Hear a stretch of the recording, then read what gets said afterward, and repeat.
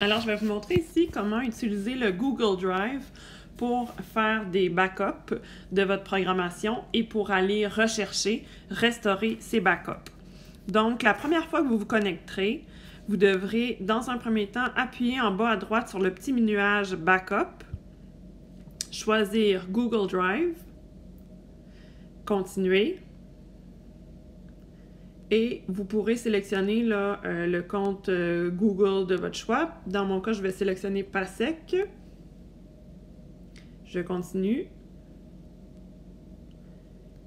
J'autorise. Et voilà, c'est fait.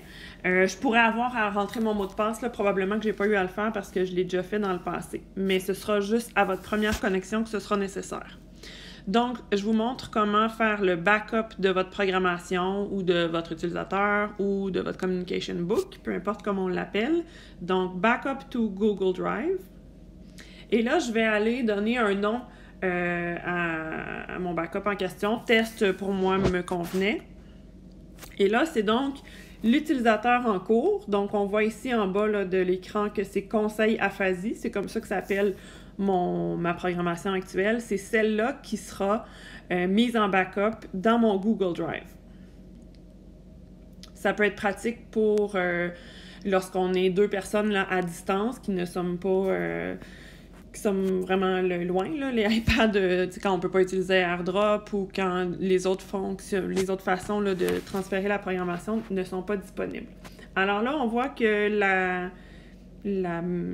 la procédure est complétée. Je vais maintenant vous montrer l'autre côté. On a fait le backup. Maintenant, on va aller faire comme si on était sur un autre iPad et qu'on voulait restaurer, aller chercher cette programmation-là que quelqu'un a déposée pour nous sur le Google Drive à distance.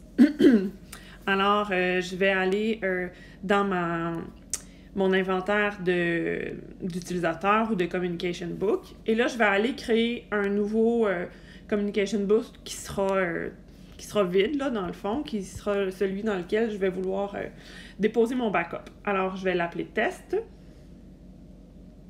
Il vient se rajouter à ma liste de programmation. Et là, donc, je le sélectionne et j'appuie sur la petite flèche à droite. Et là, je vais aller faire Backup Restore. Je vais vouloir aller restaurer via Google Drive.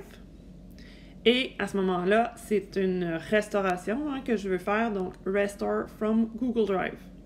Et là, je vais sélectionner Test puisque c'est le backup que je vais aller chercher. Mais si j'en avais déposé plusieurs, par exemple, j'aurais pu avoir Test, Aphasie, enfant maternel. Donc là, à ce moment-là, ils s'afficheraient tous là, simultanément. Puis j'irai choisir celui que je veux. Dans ce cas-ci, je vais aller chercher Test. Et le transfert a commencé.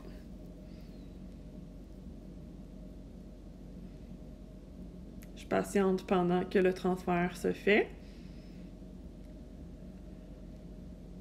Et ensuite, on va aller ouvrir là, cette programmation-là, ce Communication Book-là, pour s'assurer que notre programmation y apparaît là, effectivement.